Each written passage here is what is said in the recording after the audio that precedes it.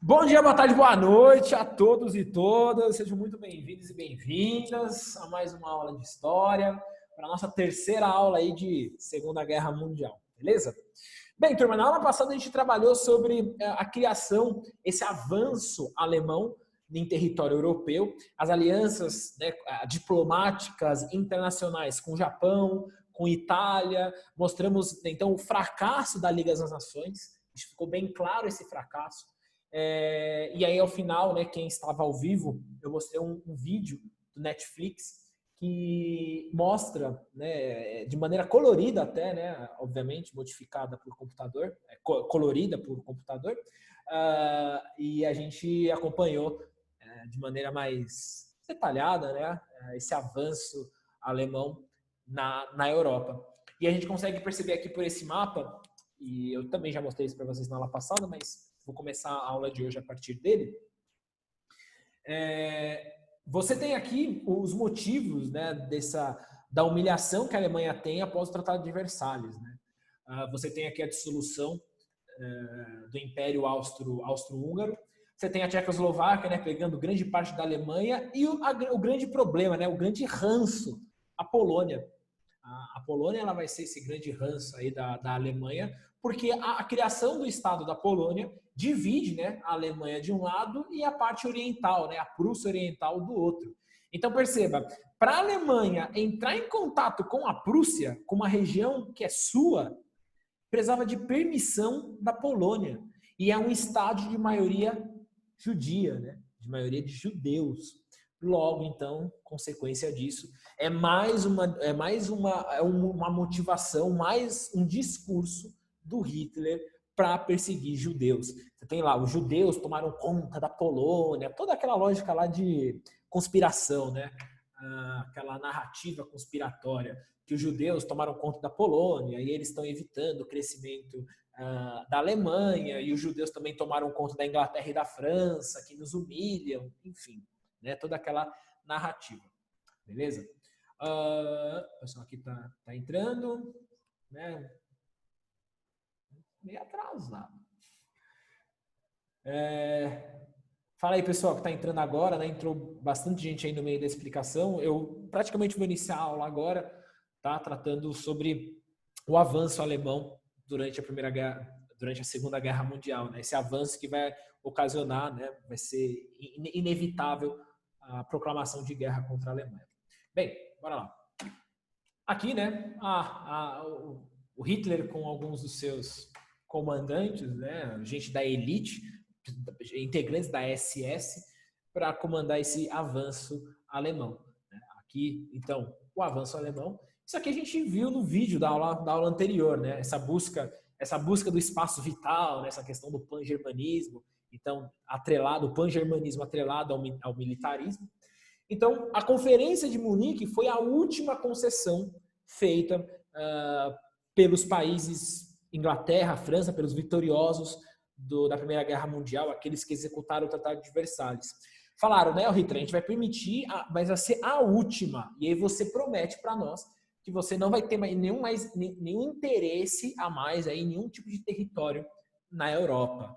Lembrando, né, que permitia o crescimento alemão porque percebiam a Alemanha como fortalecer a Alemanha é ter um integrante para combater a União Soviética, para combater o comunismo.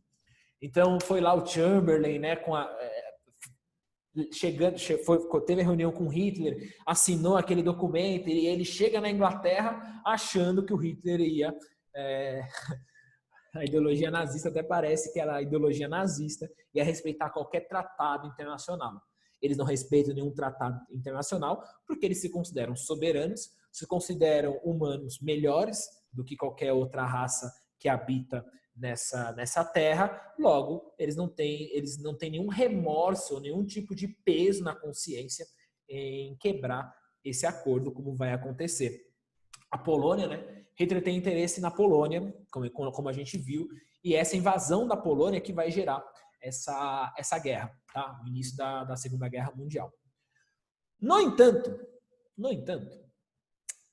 qual foi um grande problema para a Alemanha durante a Primeira Guerra Mundial? Uma coisa que a Alemanha ela não queria na Primeira Guerra Mundial, e foi um fator que complicou a vida dela, ter duas frentes de batalha. Ter uma ala de batalha oriental e ter uma ala ocidental. Hitler não queria a mesma coisa. Hitler não queria ter duas frentes de guerra. Ter uma frente ocidental, então, para enfrentar a França e a Inglaterra, e ter uma frente oriental para combater a União Soviética. Então, o que o Hitler ele faz, sabendo então dos seus limites,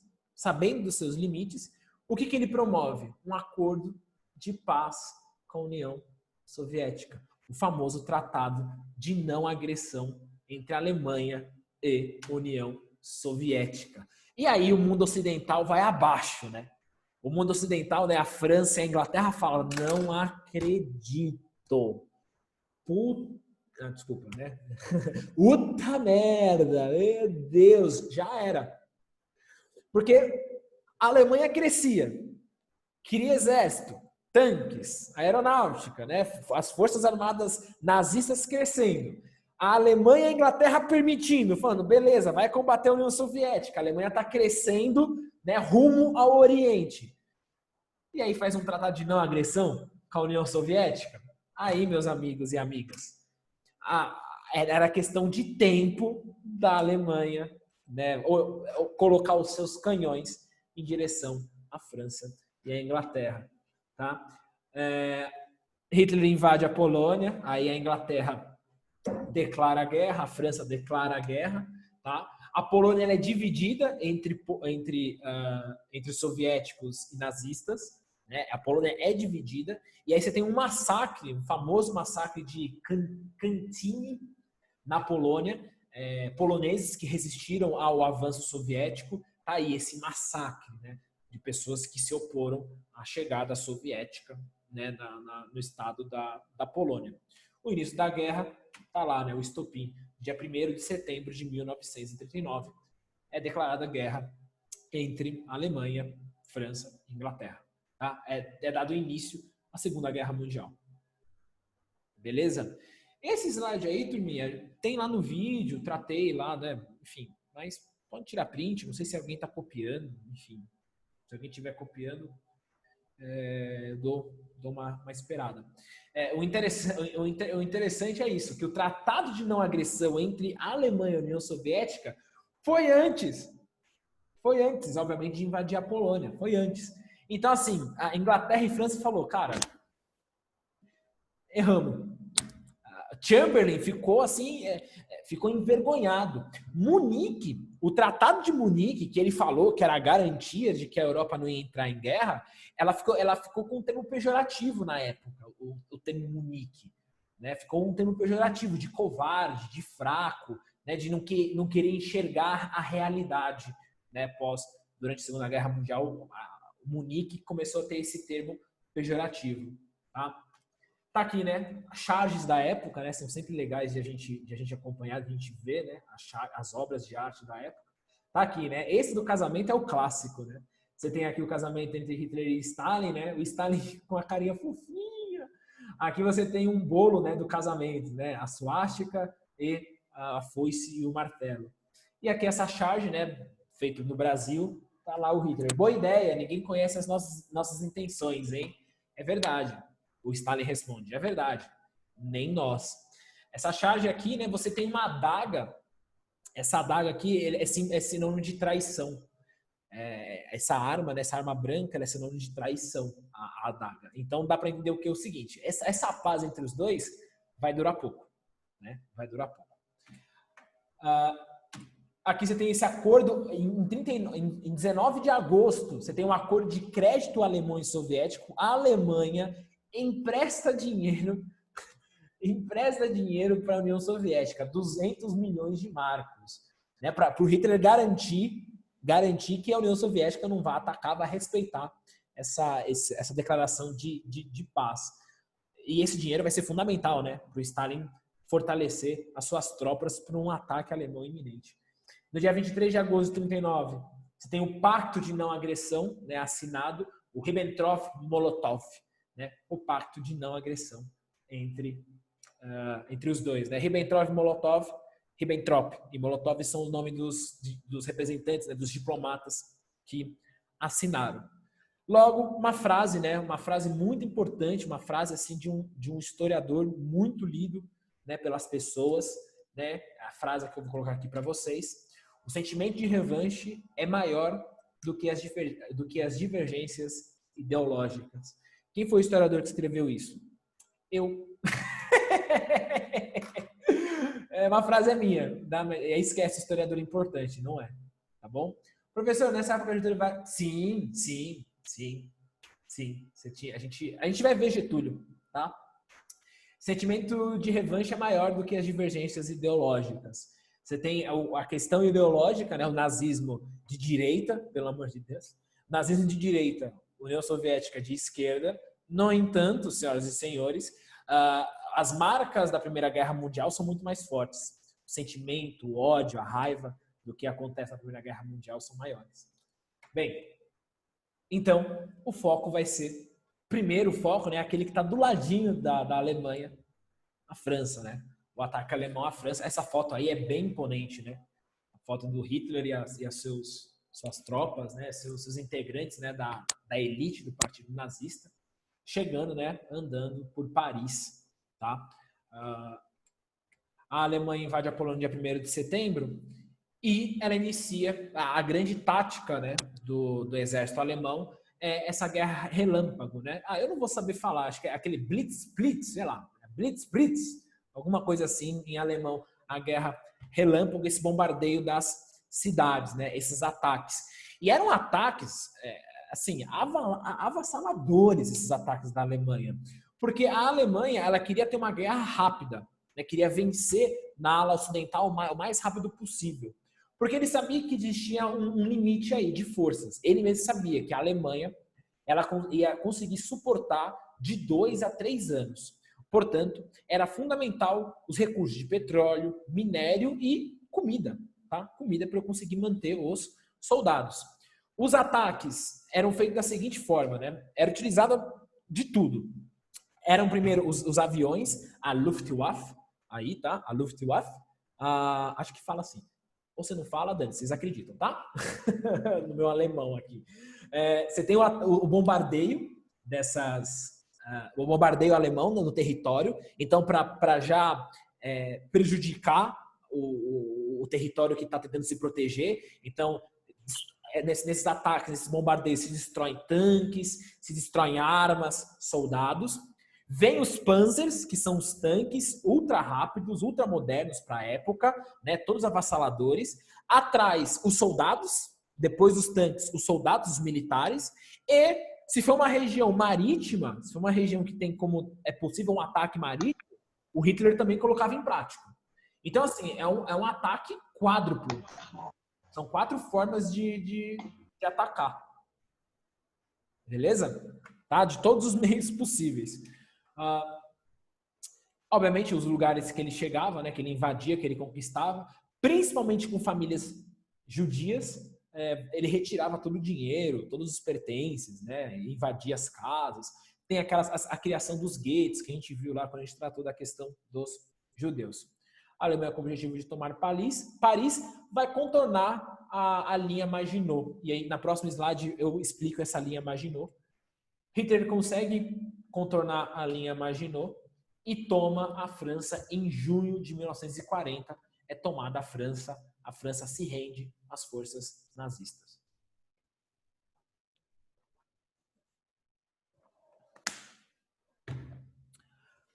Para aqueles que recordam da Primeira Guerra Mundial, a estratégia que não deu certo na Primeira Guerra Mundial, na Segunda vai ser possível. Eu acho, no próximo slide eu vou explicar e aí vocês vão recordar dessa estratégia que a Alemanha tentou aplicar na Primeira Guerra Mundial, mas não deu certo. A linha Maginot foi uma linha que teve sucesso na Primeira Guerra Mundial e a França acreditou que, bem, ela vai nos salvar também do avanço alemão. Como você pode perceber, ela é muito forte, né? Extremamente forte nessa parte aqui da Alemanha, faz fronteira com a Alemanha. Depois ela se enfraquece, né? Essa linha de proteção ela se enfraquece na parte norte. E aqui na Bélgica, na região belga, você tinha também um bloqueio natural. Você tinha uma floresta em que os tanques da Primeira Guerra Mundial não conseguiam ultrapassar. O que acontece na Segunda Guerra Mundial, com o desenvolvimento técnico, científico alemão? Esses tanques conseguem ultrapassar esse bloqueio natural e já tem uma linha aqui já enfraquecida. O que eles fazem? O contorno. O exército nazista faz o contorno por aqui, você tem esse avanço por aqui, Paris é sitiada. Essa estratégia que foi criada em 1905, essa estratégia. Já tinham interesse, já desde 1905, de invadir a França, mas em 1905 aquela corrida imperialista, né, entre os países europeus. E essa estratégia, 35 anos depois, foi colocada em prática pelos nazistas, tomaram Paris. Tudo bem? Aí a explicação, então, do avanço nazista na França. Aqui você vai ter uma foto do Hitler em Paris. Foi a única visita do Hitler em Paris. A única vez que ele visitou Paris. As tropas nazistas, né, passando sobre o Arco do Triunfo. E aí a gente sabe, né, o símbolo do Arco do Triunfo, né? O Arco do Triunfo, ele marca todas as vitórias francesas em todas as guerras, desde a era napoleônica. E aí você ter o exército nazista passar pelo Arco do Triunfo é muito humilhante, extremamente humilhante. Mostra a derrota, né, o fracasso da França. Próxima imagem aqui, essa foto, que é clássica essa foto. Perceba o rosto, né, do sentimento que passa, né, cada um deles. Começando lá da esquerda, né, olha esse homem de bigode, incrédulo, né, sem acreditar, né, horrorizado. Aqui uma mulher também, né, as duas mulheres aqui com um olhar distante. Esse homem aqui com um olhar mais de choro mesmo, né, de angústia. E pode perceber que essa mulher aqui, ela está aplaudindo, né? Percebe a mão dela? Por que ela está aplaudindo? Isso não deixaram tirar foto. Né? Você não tem foto disso, mas você tem os relatos orais.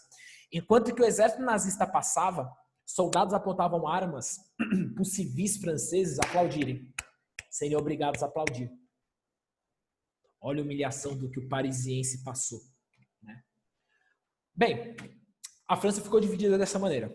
Tá? A França ocupada e a França, um estado fantoche, né? Que era obrigado a receber ordens, aceitar as ordens da Alemanha. Tá? Paris é a principal produtora de grãos da Europa naquele período, então a vitória, a conquista da França pela Alemanha garante suprimentos por alguns meses aí para o exército nazista. Quem toma conta da República de Vichy, vai ficar conhecida essa República Fantoche, vai ser o Marechal Pétain, um francês apoiador da Alemanha nazista, um apoiador do nazismo. Então o Marechal Pétain, ele vai ser o presidente, chefe do estado da República de Vichy, mas um estado fantoche. Enquanto que aqueles que vão fazer a resistência, o líder da resistência francesa, vai ser o Marechal, o Charles de Gaulle. O Charles de Gaulle, ele vai representar essa resistência. Só que a França foi invadida. Para onde que o Charles de Gaulle ele vai? Onde é o único lugar na Europa inteira que vai recebê-lo? Que vai abrir as portas para ele? Alguém consegue chutar que país vai ser esse? O único que Inglaterra, professor? Exato, o único que sobrou do mapa, né? Para onde ele vai fugir? A Europa toda é nazista, a Europa Ocidental é toda nazista. Então, o próximo alvo do Hitler é para onde Charles de Gaulle fugiu. Aqui é uma transmissão de rádio do Charles de Gaulle na BBC de Londres, tá? Tá lá, charges da época. Aqui Hitler e Mussolini, né, obrigando a França, né, símbolo da mulher, da república, a assinar a declaração de rendição. E aqui é outra charge, né? You are next. Aqui está o Hitler, né, entrando para pegar o primeiro-ministro da Inglaterra na época, o Churchill. E aí a foto do primeiro-ministro, né, o Winston Churchill. Winston Churchill, que sempre foi crítico ao regime nazista. O Chamberlain e o Churchill não se batiam, né, dentro do parlamento. E o Churchill era uma voz que não era muito ouvida pelos fracassos de guerra que ele teve durante a era imperialista. Quem acompanha alguns filmes, né, a História de uma Nação, se eu não me engano é o nome do filme que trata do Churchill, mostra isso, né? O pessoal tirando o sarro dele por causa dos fracassos militares que ele teve durante a era imperialista, mas aqui no caso ele estava certo. O Churchill falava, eu faço pacto com o diabo, mas eu não faço pacto com o Hitler. E Churchill era extremamente cristão, tá? Bem, Winston Churchill ganha como primeiro-ministro, né? Depois do fracasso do Chamberlain, né? Depois desse fracasso da política de apaziguamento. E aí, as duas guerras famosíssimas, né? E que gera muito heróis, né? Ganham muito heróis na guerra. Professor? Ah, sim, Hunters. Ele fala em todos os anos 70. O Júlio é a caça de soldados de guerra nazis por judeus que sofreram um campo de concentração. Primeiro piloto. Legal, bacana. E eu tenho Amazon Prime, valeu. Hunters. Beleza, obrigado, Marchione. Obrigado pela indicação. Irei assistir. Ontem eu assisti um filme para a aula de hoje. Eu já mostro para vocês já qual filme que vai ser e eu indico muito esse filme. Batalha da Inglaterra, clássico, né? O ataque aéreo, né? Vai ter o ataque aéreo, vai ser clássico, né? Você vê nos filmes que tratam da Inglaterra durante a Segunda Guerra Mundial, a sirene, né? Indicando o avanço da aeronáutica nazista, né? Da Luftwaffe. E você teve uma vitória, né? Da Força Aérea Londrina por 2 fatores. Primeiro, os radares foram muito eficientes aqui em Londres e decifrar a Enigma. E aí o filme que trata da Enigma é o jogo da imitação, né? A Enigma era um caixote em que os recados entre os nazistas eram decodificados. Não, decodificados é quando você consegue solucionar, né? Eram criptografados, era isso. Então, você não conseguia entender, né, o que estava escrito ali graças a essa máquina dos nazistas, em que assim, era conhecido como uma máquina impossível de ser decifrada, né? Então, você tinha lá o texto totalmente confuso, com letras aleatórias, feitas por essa máquina. E os ingleses, né, com a ajuda da Polônia, conseguiu desvendar a Enigma, e aí eles sabiam mais ou menos onde iam ser os ataques, e aí garantir a vitória dos aliados durante a guerra. Na próxima imagem aqui, você vai ter um conjunto de imagens, tá? Aqui você tem os soldados, né, avistando, né, binóculos de longa distância, né, para saber a vinda dos aviões, para serem avisados. Aqui, né, uma foto de um dos ataques nazistas, né, a cidade de Londres. Aqui os destroços, né, com certeza aqui são crianças, né, em frente à sua casa, sem muito o que fazer. Nessa próxima foto, uma mulher tomando uma xícara de chá. Tipo, não tem o que fazer, vida que segue, praticamente isso, no meio dos estrombos, no meio dos destroços. E aí famosas fotos, né, dos londrinos ficarem, quando era dado a sirene, né, de um bombardeio, todos iam para o metrô, né, locais subterrâneos que iam garantir pelo menos a proteção deles. Aí tem várias fotos da época, né, da galera do metrô se protegendo dos ataques aéreos alemães. E aí o Winston Churchill, ele acabava visitando esses locais. Ele ia pessoalmente visitar, ver como estava. Era uma forma dele encorajar as pessoas, né, dele entrar em contato com as pessoas e dizer: eu estou com vocês, nós vamos vencer essa guerra. E isso é bem clássico não, né? Mas é bem interessante na figura de um líder, de ele conseguir encorajar a população, né? Um grande líder, ele faz isso, né? Um grande líder, ele vai estar lá junto com você, do seu lado, e ainda falar, cara, e consegue transmitir para você confiança de que nós vamos vencer essa guerra, nós vamos vencer os alemães. Mesmo no momento em que, assim, não tem saída, né? Não tem saída, só sobrou a Inglaterra. E os Estados Unidos está na dele lá também, né? Aquela política de distanciamento, a Europa com seus problemas. E o Churchill falando, nós vamos vencer essa guerra. Teve que ter coragem aí, né? Bastante coragem. O filme que trata, né, do Enigma, né? Da Enigma, dessa máquina, né? É o jogo da imitação. Que eu assisti ontem, né? Porque eu falei, vou dar essa aula. Tá no Prime Video, quem tem, né? O Prime Video lá. Tem lá o jogo da imitação e é um filme fantástico. Fazia um tempo que eu não assisti ontem à noite para a aula de hoje. fantástico. Fantástico, é lindo, eu choro nesse filme porque conta a história do Alan Turing, né? O Alan Turing que vai dar os primeiros passos para a criação do computador e ele cria a máquina que para vencer o enigma, né? E aí conseguir, ele fala, né? O filme trata, né? Fala que a gente se sentia no gabinete do Hitler, porque a gente sabia de tudo. Tudo era feito através dessa máquina, né? Que eles conseguiram decodificar, né? Conseguiram ler, né? Quebrar a criptografia. Só que o Alan Turing, ele era homossexual. E ele foi preso. Depois da Segunda Guerra Mundial, né, ele foi preso por descobrirem que ele tinha relações com outros homens. E ele foi preso e ele foi foi julgado a tomar injeção hormonais. A famosa castração química. Porque era proibido você ter relações homossexuais na Inglaterra. Então, era a pessoa que era pega, né, tendo relações homossexuais. Essa pessoa era obrigada a tomar hormônios. Ele ficou 1 ano tomando hormônios para ele castrar, para ele não ter vontade de praticar sexo com outros homens. E depois de 1 ano desse tratamento, né, obrigatório, ele cometeu suicídio. Um herói de guerra, né? Mas pelo fato de ser homossexual, isso não esqueceram disso, né? E aí que vendo o filme ontem, fica clara a representação do que é uma minoria. Fica clara o que são as estruturas e as vantagens que um homem branco heterossexual ele tem. Quais são as vantagens, né, que um branco hétero e homem eles têm?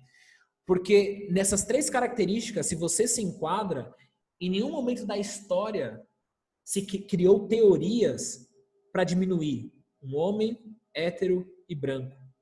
Tem teoria para diminuir os negros, ou melhor dizendo, aqueles que não são brancos, mas principalmente os negros, né? Por isso que a gente vive um racismo estrutural, por isso que não tem racismo com branco, não existe racismo reverso, porque você nunca teve uma teoria pseudocientífica justificando a inferioridade dos brancos, não existiu, existe, e as pessoas defendem hoje para negros.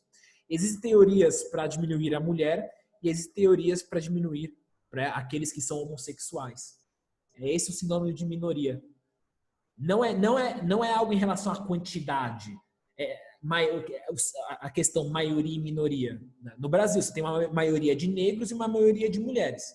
Mas eles são minorias por essa estrutura, por essa ideologia, né? Por essas teorias que se aplicaram ao longo dos anos, de séculos, né? Dependendo se a gente for ver, né? Desde a antiguidade, as mulheres, dependendo, né, de qual antiguidade você vê, né? Antiguidade ocidental. Na África, as mulheres eram muito mais valorizadas do que na Grécia Antiga, por exemplo. Né? Os reinos africanos valorizavam muito mais a mulher, né? A mãe, né? Enfim. Finalizar? Tá aí, Durkheim. Durkheim foi depois da vitória, o avanço, né? Na França, você tinha exército inglês, né? Tentando, de alguma maneira, salvar a França. E aí eles foram encurralados. E tem um filme, né? Durkheim, que trata sobre essa história, né? A Inglaterra sofria muitos ataques pelo norte da África também. Isso aqui é importante dizer para vocês, porque a Inglaterra perde o canal de Suez, perde contato com o canal de Suez, a sua região petrolífera. E óbvio, né? Hitler tem interesse pela região oriental da Inglaterra, que era as colônias inglesas, por causa do petróleo, né? Combustível fundamental para manter os tanques, aviões funcionando, né? Só que Hitler não vai conseguir, tá? Ele vai ser derrotado aqui, ele não vai conseguir ter acesso às colônias britânicas, tá? Ali no Oriente. E aí tem a história de Durkheim, né? Em que os ingleses são cercados, né? E aí navios de civis, a história é muito legal também, navios de civis conseguem tirar esses soldados do norte da França, tá? E aí, então, toda a França é dominada pelos nazistas, e aí sobra lá a Inglaterra sofrendo ataque aéreo toda hora, Londres e várias outras cidades inglesas sofrendo ataques. Beleza? Certo? Slide é esse. E aí eu gosto, né? Vocês conhecem, né? Tem um mapa interativo, né? Que eu gosto de colocar para vocês.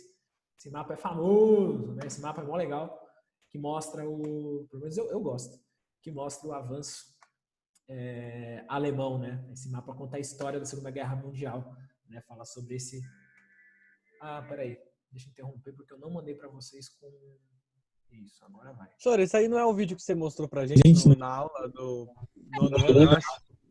Sim. Ich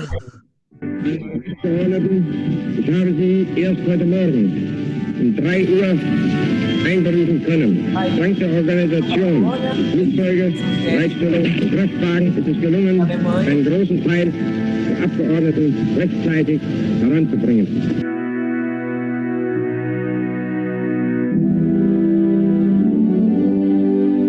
Planos para atacar. Aqui você tem a Finlândia, né, sendo atacada pelo Stalin. E aí, em 1940, em junho, né, vai ter os avanços da Alemanha que já pegou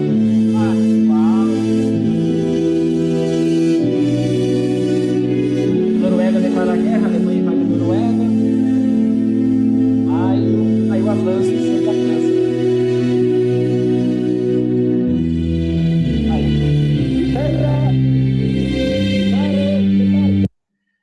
Somente em 40, né, pós a derrota da França, que a Itália literalmente declara a guerra também à França e à Inglaterra.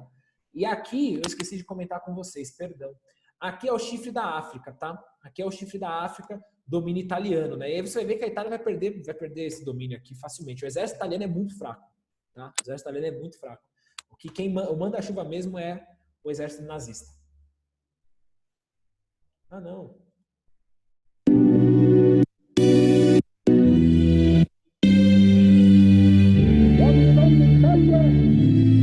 Esse é o Mussolini falando. Aí o foco do Hitler, né? Região balcânica. Ele atacando a Inglaterra, né? A Grécia declara a guerra, ele invadir a Grécia.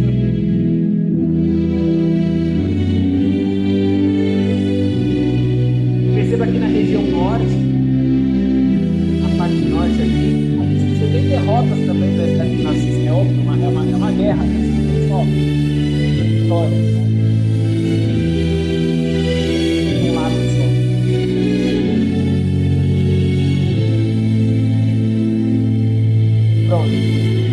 A Europa é nazista.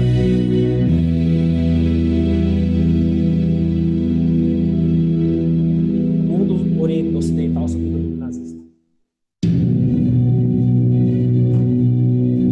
Aí, né? Não tenho mais nada a perder. Essa foi a ideia. Hitler invade a União Soviética.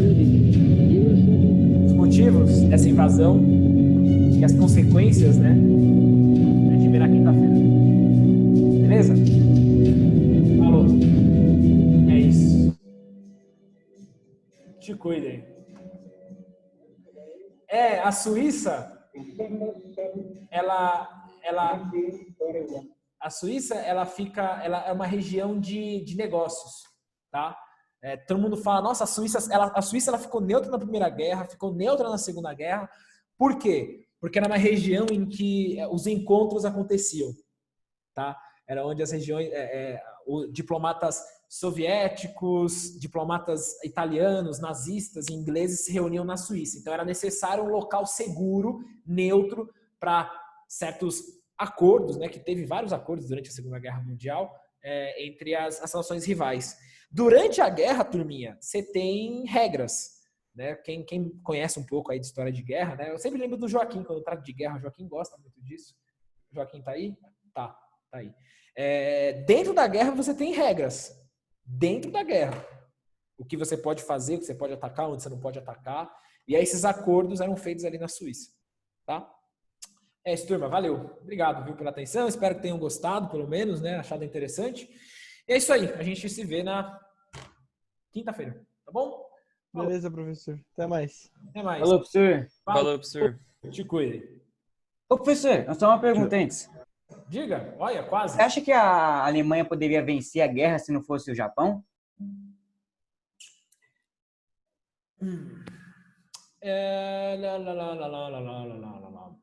Olha,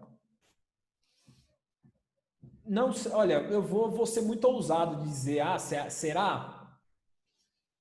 Bem, você teve a derrota de Stalingrado, né? Foram derrotados, né? Stalingrado. Porque os dois pontos que meio que virou a guerra foi Stalingrado e os Estados Unidos na guerra, né? Então assim, eu não consigo te responder, porque assim, claro, os Estados Unidos têm a sua importância, mas a derrota de Stalingrado, mano, foi muito feia. Foi muito verdade. Então assim, talvez, eu acho que não. Sabe por quê? Lembrei. Porque assim, você teve a vitória de Stalingrado e a Inglaterra, durante toda a guerra, lembra que decifrou a Enigma? Decifrou a Enigma. Então eles sabiam onde seriam os ataques alemães. Então eles conseguiam utilizar isso a favor deles. Claro, né? Uma coisa no filme que é muito interessante. Uma coisa no filme que é muito legal é que eles não poderiam proteger de todos os ataques da Alemanha, porque senão os alemães iam saber que tinham descobrido, né, a Enigma. Mas eu acho que após descobrir a Enigma, né, aquela caixa, né, então eles sabiam de todos os ataques da Alemanha. E a vitória de Stalingrado, eu acho que a Alemanha ia ter bastante dificuldade. Mas aí entre os Estados Unidos, aí já era, né? Quando os Estados Unidos entram... É bem difícil responder, né? Assim. Aí é brincar com a história. Eu gosto né? de brincar. Beleza? Valeu. Falou. Falou. É nóis.